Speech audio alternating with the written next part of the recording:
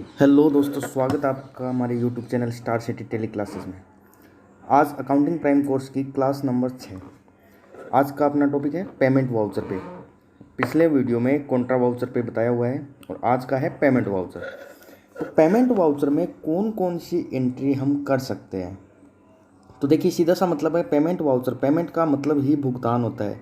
कहने का मतलब कि अगर हम किसी पार्टी को भुगतान कर रहे हैं या कोई एक्सपेंस, तो एंट्री करके देख लेते हैं। एंट्री करते हैं, टैली में आते हैं। सबसे पहले ये वाउचर में आ गए।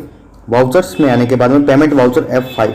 अब यहाँ पे F2 प्रेस करके मैं डेट चेंज कर लेता हूँ। पेमेंट वाउचर में आ गए F5 में, और यहाँ पे मैं डबल एंट्री चेंज कर लेता हूँ Ctrl+S से, ताकि अच्छे से समझ में आ जाए।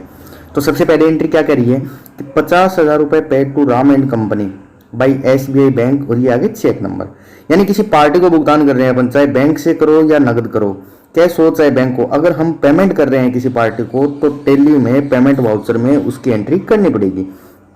तो यहाँ पे टेली में जाते हैं। अब क्या करेंगे, राम एंड कंपनी को डेबिट करना है अपने को। तो राम एंड कंपनी का लेजर अपने पास होगा तो ठीक है, अगर नहीं है तो हम उसको बना लेंगे। किसी पार्टी को पेमेंट कर रहे हैं तो वो सन्ड्री क्रेडिटर हो गया। अब यहाँ पे क्या कर देंगे, उसका डेबिट अमाउंट डाल देंगे, और क्रेडिट क्या कर देंगे, बैंक से पैसा जा रहा है तो कौन सी बैंक से जा रहा है उस बैंक का नाम क्रेडिट हो जाएगा। SBI बैंक का रखा है तो SBI बैंक को क्रेडिट कर दिया। जैसे ही एंटर लगाएंगे, इंस्टॉलमेंट नंबर के अंदर आपको चेक नंबर डाल देने हैं। चेक नंबर डाल के इस एंट्री को एक्सेप्ट कर दिया। ये होगी पेमेंट की एंट्री। सिंपल सी बात है, किसी पार्टी को पेमेंट करना। अगली entry, paid salary to staff, मतलब स्टाफ को सैलरी पेड करिए। तो सैलरी का एक अकाउंट बना लेंगे जो होगा इनडायरेक्ट एक्सपेंसेस। इसको Ctrl+A प्रेस कर दिया और यहाँ पे अमाउंट लिख देंगे। अब क्रेडिट किससे हुई है, कैश हुई है कि बैंक से? कैश हुई है तो क्रेडिट कर देंगे कैश। यानी खर्चे की एंट्री भी पेमेंट में हो गई और किसी पार्टी को भुगतान भी हमने पेमेंट में कर दिया। इसके अलावा और काफ़ी सारे एक्सपेंसेस होते हैं फर्म के अंदर जो अपने को चुकाने होते हैं, वो सारे पेमेंट में चुकाए जाते हैं। यहाँ पे 2 या 3 एक्सपेंसेस अपन एंट्री करके देख लेते हैं। जैसे मान लीजिए रेंट एक्सपेंसेस हो गया, तो रेंट कोई भी किराया हो गया, तो अगर अपन चुकाते हैं तो पेमेंट वाउचर में हो गया। ये 15,000 रुपये पेड बाई बैंक है या कैश है? बैंक है, तो यहाँ पे बैंक कर दिया और चेक नंबर में चेक नंबर डाल देंगे। अगर चेक नंबर नहीं हो तो कोई ज़रूरी नहीं है, इसको अपन ने कर दिया एक्सेप्ट। फिर उसके बाद में अगली एंट्री आती है, क्या आती है, 550 रुपये बैंक चार्ज लगाया अपना। अब बैंक चार्ज क्या होता है, स्टेटमेंट की एंट्री करते समय ऑटोमेटिक आता है। तो यहाँ पे एक सिंगल एंट्री में भी करके देख लेते हैं ताकि पता चल जाए। अब सिंगल एंट्री में कर दिया तो ऊपर क्या आएगा, कैश या बैंक, तो सिर्फ 2 ही चीज़ आएगी, ऊपर और कोई लेजर नहीं आएगा। तो अपने को पता चल जाएगा कैश है तो कैश कर देंगे, अगर बैंक से करना है तो बैंक से कर देंगे। अब यहाँ पे बैंक चार्ज बैंक से लगाए तो बैंक को सिलेक्ट कर लिया। अब बैंक चार्ज का लेजर बना लेंगे जो जाएगा इनडायरेक्ट एक्सपेंसेस में, और यहाँ पे अमाउंट लिख देंगे। तो सिंगल एंट्री में भी करोगे तो भी आपको एकदम सिंपल तरीके से कर सकते हो। इस तरीके से ऊपर कैश या बैंक 2 ही चीज़ आएगी बस। अब यहाँ पे या फिर परचेज URD।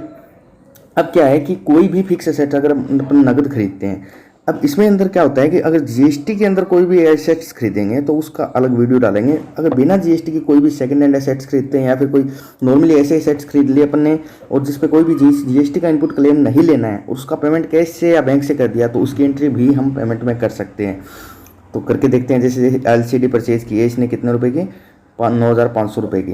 तो कैश की है, बैंक से की है, कैश की है, तो यहाँ पे LCD का लेजर बना दिया और इसको डाल दिया फिक्स एसेट्स में। अगर GST का इनपुट क्लेम लेना है तो इसमें इस तरीके से एंट्री नहीं करनी है, वो आगे की क्लास में बताएंगे। अब यहाँ पे सिंपल तरीके से अगर कोई एसेट्स खरीदनी है URD तो अपन ऐसे कर सकते हैं। उसके बाद में अलावा जैसे 9,000 रुपये, जैसे 5,000 रुपये फ्रेट चार्ज हो गया, कोई भाड़ा अपन चुकाते हैं। भाड़ा 2 तरीके का होता है, देखिए, एक तो आउटवार्ड और एक है इनवार्ड। तो आउटवार्ड तो इनडायरेक्ट एक्सपेंसेस होता है, और अनलोडिंग चार्ज जो होता है, जो अपन माल को मंगवाते समय, गुड्स को रिसीव करते समय जो ट्रांसपोर्टेशन चार्ज लगता है वो होता है फ्रेट एंड अनलोडिंग चार्ज, जो अपना होता है डायरेक्ट एक्सपेंसेस। अगर वो भी अपने को पे करना हो सीधा ही किसी पार्टी को, तो अपन क्या कर सकते हैं, पेमेंट में उसकी एंट्री कर सकते हैं। ठीक है, तो डेबिट हो गया फ्रेट खर्चा, जो सारा डेबिट ही होता है, क्लास में आपको समझाया हुआ है। उसके बाद में एक एंट्री और देख लेते हैं, ड्रॉइंग हो गया पर्सनल यूज़। अगर कोई भी व्यापारी फर्म से पर्सनल यूज़ के लिए पैसे निकालता है तो उसको बोलते हैं ड्रॉइंग्स, यानी आहरण। तो उसकी एंट्री भी अपनी पेमेंट में होगी। क्यों? क्योंकि पैसे व्यापार से जा रहे हैं। ड्रॉइंग का अकाउंट हो गया कैपिटल में, ड्रॉइंग को डेबिट कर दिया, और कैश दिया है या बैंक दिया है, जो भी दिया है उसको क्रेडिट कर दें। तो इस तरीके से पेमेंट वाउचर का हमने 7 एंट्री का एग्जाम्पल कर लिया है। अगर इन एंट्रियों में से कोई भी एंट्री हो तो अपन पेमेंट वाउचर में कर सकते हैं। ओके दोस्तों, वीडियो अगर पसंद आए तो लाइक और सब्सक्राइब जरूर कीजिएगा। Thank you.